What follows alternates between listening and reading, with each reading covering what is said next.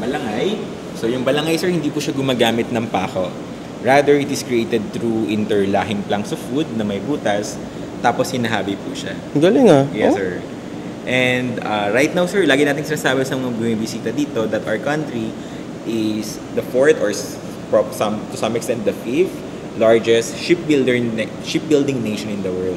So, pang-apat po tayo o pang-lima sa may pinakamaraming ginagawang barko sa buong mundo. Tsaka biguin mo na isip nila yan na yes, sir.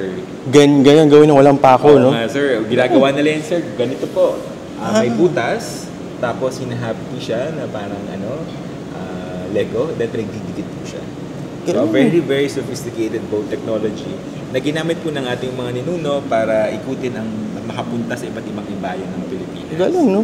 So, hindi totoo yung sinasabi nila na Indio tayo, di ba? Kung makikita mo to, di ba? Yes, sir. Very sophisticated.